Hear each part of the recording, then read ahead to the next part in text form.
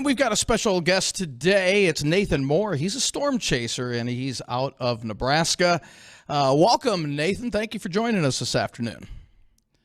Hey, how's it going? Glad to be here. Thanks. All right. Appreciate it. Thank you so much. So kind of give people an idea of, you're storm chasing. What exactly do you do, and how long have you been doing it?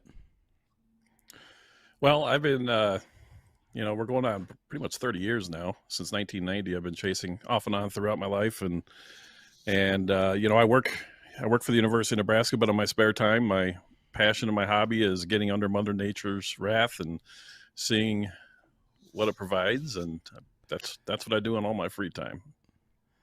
And how many times do you get out chasing during the spring and early summer months? It doesn't stop the whole year, but obviously March through July is the busy time, and I probably get out there on pretty much every event. And then once we get past that, it goes into hurricane season, and then we get some southern severe season during the winter months. So it kind of goes on. My slow times now, January and February, not a whole lot of systems coming through. Now, do you chase any winter storms, or is it just strictly severe weather season? Oh no, yeah, absolutely. For the local folks here in Nebraska, we'll definitely get out there. We just had a big snowstorm, about a week ago that rolled through Kearney here in Nebraska. It dumped a lot of snow here, so was definitely out and about for that. Right. And how far out do you go for your storm chasing? And you go all over the United States, or you usually stick around the central U.S., southern plains? Everywhere. I'll go anywhere. Like I said, we'll do the hurricanes. We were there January 2nd for that the Texas, Louisiana severe weather event. I was down there for that. So anywhere something crazy impactful is happening, I'm going to try and get there. And Nate, right. What would you say your most memorable chase has been thus far? Most memorable? Yeah. Probably Hurricane Harvey. It was pretty wild. It was my first major hurricane. And it was only my third hurricane chase, and there was definitely some inexperience there. And I got myself caught in the northern eye wall with onshore 130 mile per hour winds and storm surge nearby. Oh. Pretty much scared me pretty good. And there are definitely some lessons learned. And now we always try to stay with the off-flow winds and keep her a little more safe. Right. Well, you had just mentioned something there. It was your third hurricane chase. It was a little bit of inexperience that came and played into that. And I'm going to lead into a question involving that inexperience here in just a minute. But for those of us up here, most of us have never experienced a hurricane. We see little short clips, and it just looks like a gray wall with all the wind and the rain. But paint a picture, if you could, for our listeners. What was that experience like? How long did it last? And, were there any points in there where you were like, hey, I'm kind of scared for my life, maybe? Okay. Well, first off, I was very scared for my life. It's the only time that I've ever, during any storm chase, that I felt like I was going to die. That was my moment. And, the way I see it is, a lot of the times tornadoes are in that EF0 to EF2 range, 96% of them. And usually those are winds that somewhat manageable. I mean, we can get low EF0, EF1 tornado winds in a severe thunderstorm. But take that and run it for 12, 15, 24 straight hours. And that's what you're getting with a hurricane. There's no, a tornado's gone in 2-3 minutes. You're done. You're out of it.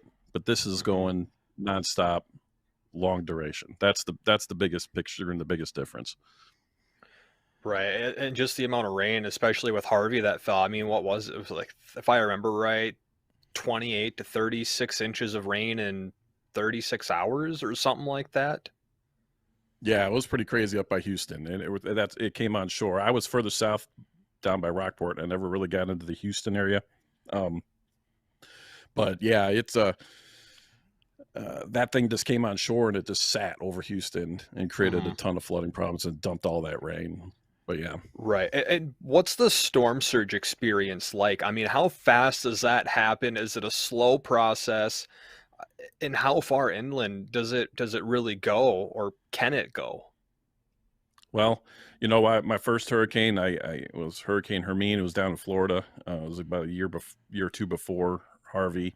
I got to experience surge pretty close up, and at that point in time, it was strengthening Cat 1, and it was, it was, I felt manageable, you know, and Mhm. and so I remembered that, and then I went to Harvey, and I was going down that highway, which was about 2 miles inland from the Gulf, and I was headed south towards Rockport. And that storm surge, there was nothing anywhere. And then we were like, well, maybe we should turn around because this isn't feeling good. And the storm surge was right on the highway. And I'm going, holy smokes, that was so fast and so far inland. We need to get the heck out of here. And so it really just depends on the storm. Obviously, the stronger the storm, the faster the surge is going to come in. But one thing I've told myself is I will never, ever put myself in the path of storm surge again. Those days are over. And if you have any, Right. if you have any questions for Nate, 701-293-9000. That's 701-293-9000. Go ahead, Justin.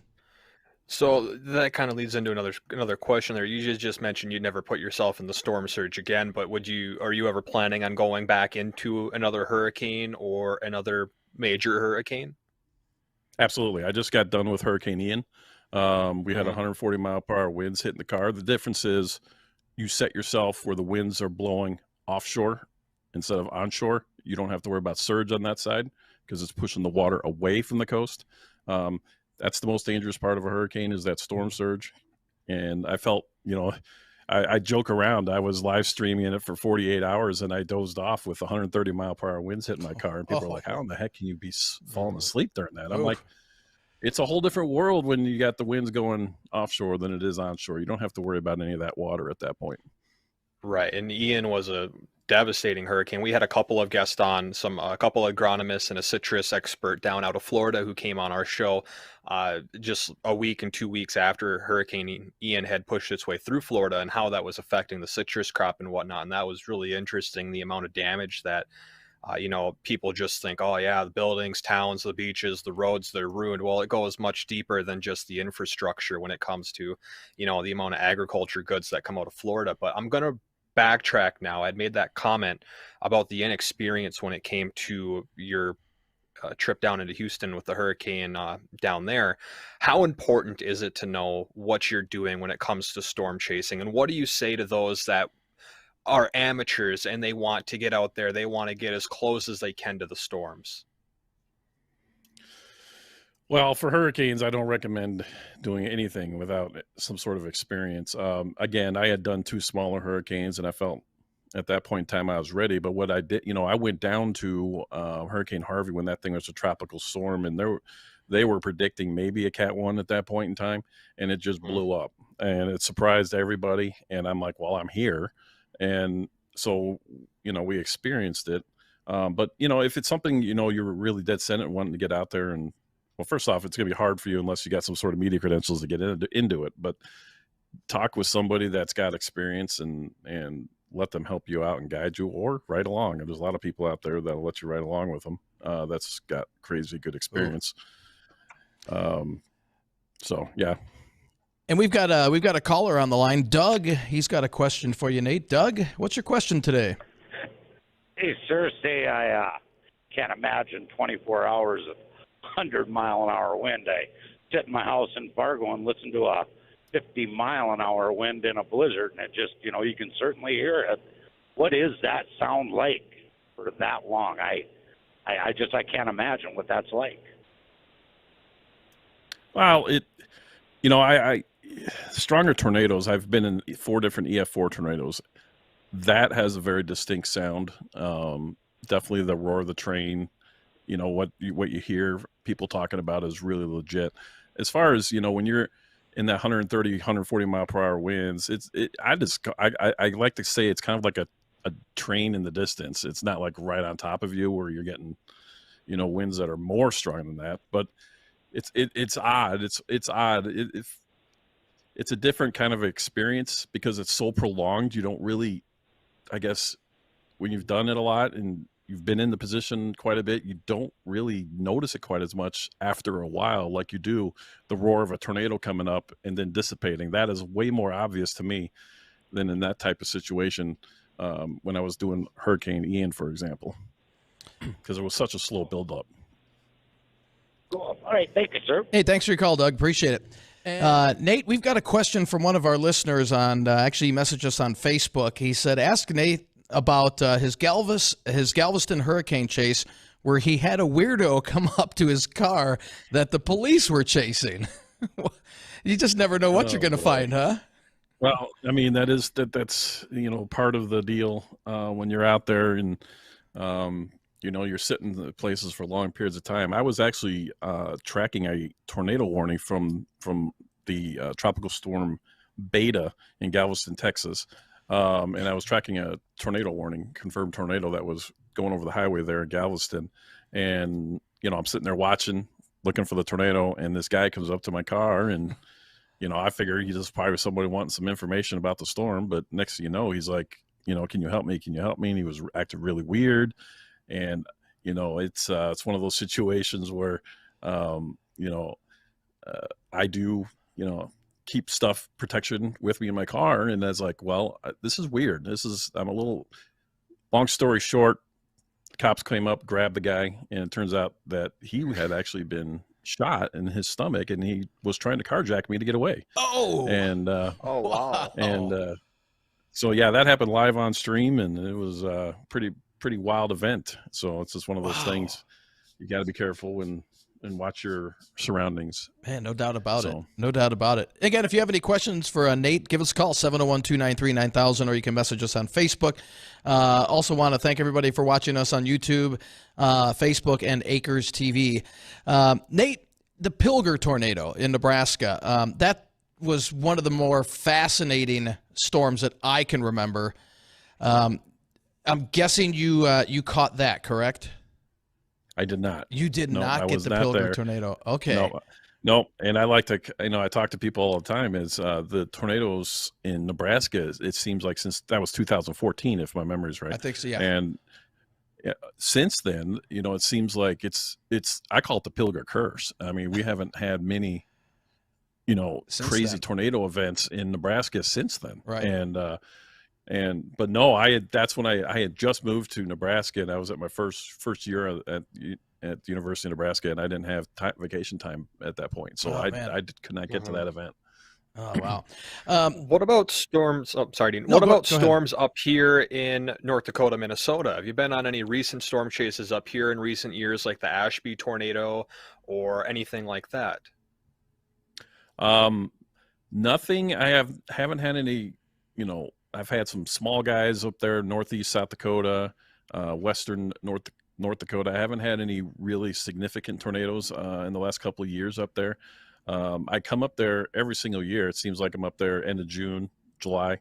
And, between Montana and North Dakota, I'm bouncing around between Fargo and Billings. It seems like quite a bit there for a couple of weeks stretch every year. But the last couple of years, I haven't had a whole heck of a lot there. I've had I had a hailstorm. I was staying at a rest area just west of Fargo, off I-95 and 94. Yep.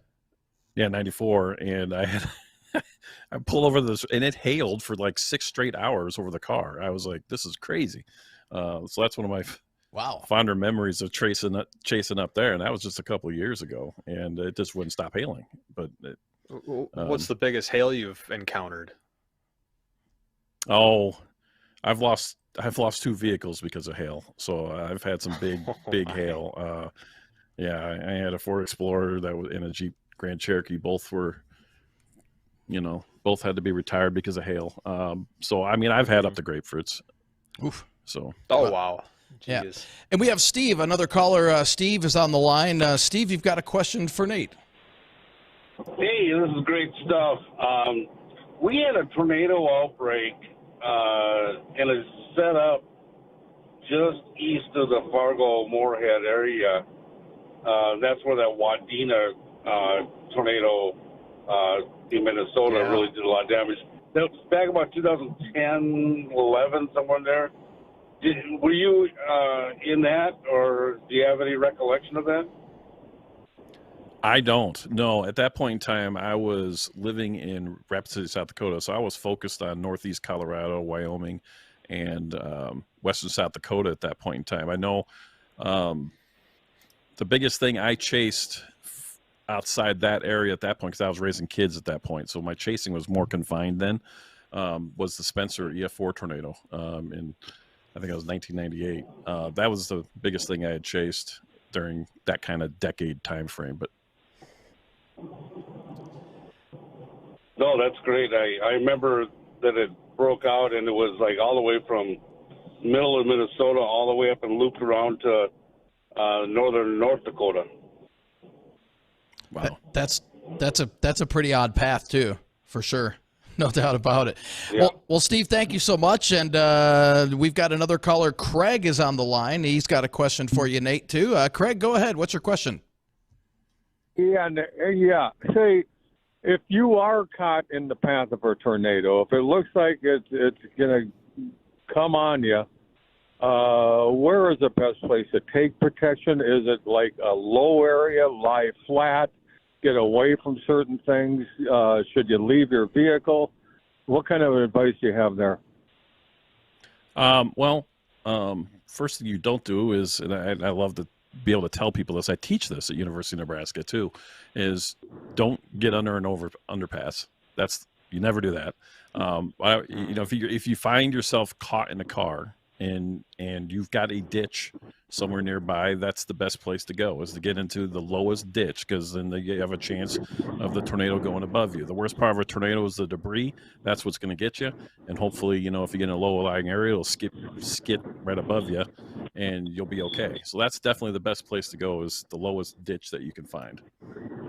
A culvert would be pretty good, wouldn't it? I would think so, yeah. No? Yeah, no, that is good, but you don't want it. A lot of times you'll get the heavy rain with the tornado, so you don't. As soon as that tornado is over, you want to get out of that culvert very quickly in case there's some possibility of flash flooding. Makes sense. Right. Yeah. All right. Thanks. Thanks, Craig. Appreciate your call. Yeah, thanks for calling. Yeah. We had another question there for you, Nate. This was from one of our YouTube listeners. They were wondering what type of tornadoes get the most exciting, as there's several different types of tornadoes. Maybe you want to expand that a little bit when he's referring to what are these different types of tornadoes, and then dive into what is your favorite. Well, I'm guessing they're saying what I like the best, and what I like the best is on the plains, away from the trees, a beautiful tornado with a great blue sky backdrop, and that's not doing any damage. That's for me is perfection. I've had a few of those instances, and that's my favorite. Chugwater, Wyoming, July 4th, a few years ago, is one that comes to mind, and it was just literally a perfect tornado that was not moving. It was in a field, and I sat there and watched it for 30 minutes. Had blue skies behind it, blue skies in front of it. It was just incredible. Beautiful. And so when you can sit there and just watch that for 30 minutes, that's pretty much heaven for me. Yeah. And Nate, what is the strongest or largest tornado that you've had the experience to chase, and what was it like?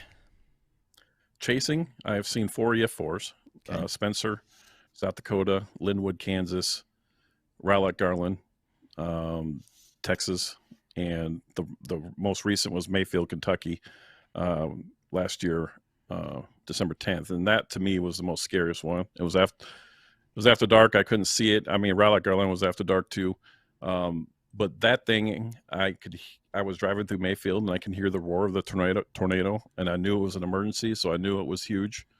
And I mean, I still get goosebumps just talking about it. And there was a point in time during that chase where I had to make a decision, and the decision probably saved my life. And it's one of those things where I'm driving away, I'm going 80 miles an hour in a 55, and I've got a police officer passing me, and I can see debris flying in my rearview mirror. I mean, that's how close it was. So that was probably the scariest. It was probably the worst I'd seen. I mean, I had seen some pretty crazy damage with Rowlett Garland, but that was probably the craziest one I was in. Wow. Now, do you sell any of your prints or videos or anything like that? I know we had Pecos Hank on late last year, and he had some incredible prints. Do you deal with that, or sell the videos at all, or how do you do that? Well, I mean, you're familiar with how it is in the media. I do that some through the media, and Pecos is, his stuff is incredible. My photography is nowhere near that. Okay. and I put my focus is on the live stream side of things. That's where I put everything and reinvest everything is into the live stream. Okay. So I don't do as much as I do photography. But it's not something I go around bragging about. I'll just put it like that. Right. Now, if there's any amateur storm chasers out there or storm chasers wannabe, I know the last thing you don't want to see or you don't want to run into are some of these amateurs that have no clue on how to storm chase, but it's like, hey, let's get a 6-pack of beer and go chase after those storms. I'm sure you've run into those people before. What advice can you give people that are looking to get into storm chasing? Well, if you're looking to get into it, there's some good people out there, and there's some good resources out there that's very basic that can help you. But the most important thing is I would never, especially out here in the plains, you shouldn't get out there, and unless you have found somebody with some experience that could help you out. It's the part I always like to tell people when they say this is, tornadoes are not the most dangerous part of storm chasing. People probably think it is, but it's the drivers around you that is the most dangerous, because people see a tornado and they freak out. And it's the flooding. You never know when the flooding is going to hit. It's the lightning. You never know when the lightning hit. If you see a tornado, there's a tornado in front of you. You can go away from it. Unless you're being crazy and getting right under it, you know exactly where that's at. So what I try to tell people is, you think it's just chasing tornadoes. It isn't. You got a lot to deal with. The most important part being other people. And so I definitely always tell people, ride with somebody. There's tours out there that do it. There's lots of tours. Sure. That will take you and get you in there and let you experience it and see if you like it. I've taken a few people out. I know 3 people, 2 of them came back crying, and it's like crying with happiness or crying with fear. fear. Okay. And it's one of those things. It's like, people see a movie and they just think it's okay. Yeah. And but yeah, you really gotta be prepared. Okay. Well, Nate. Right. Well, yeah, that's how those 3 or 4 Oklahoma University students ended up passing away from storm chasing. It wasn't from necessarily the tornado, but they ended up hydroplaning off the road in the downpours and flipped their car over into the ditch. And you were speaking of other people can be the more dangerous part of it, not necessarily in a danger part, but going across the United States storm chasing, doing it for a living, there's probably some fun characters and some recognized people that you've probably run into, isn't there? Oh yeah, absolutely. Yep. And there's a lot of people are really, really good, and there's some, unfortunately, that aren't, and you just have to really be observant. That's the biggest thing. You just have to be completely observant about your surroundings when you're doing it. And Nate, we've got one last question here from emailed into us. They said, Nate said he's lost, I think it was 2 cars, you said, due to hail. Does he have to carry any special insurance on his vehicles when he is storm chasing? It's a good question. No, it's expensive though. Right. The insurance guys know who I am, and so they're gonna get their money out of me, and and it is that. It is what it is. Right. Exactly. Exactly. Well, Nate, thank you so much for joining us. We've appreciated it. I'm sure our listeners have as well. Before we leave, if anybody wants to get a hold of you, what's the best way they can get in contact with you? Probably just email me, I would say. StormChaserIRL@gmail.com is probably the best way to get a hold of me. Okay. I live stream at StormChaserIRL on Twitch. And we'll put up that link to your Facebook page on our Weather and Ag and Focus Facebook page. We'll kind of link it on there in case anybody wants to get a hold of you as well. Cool.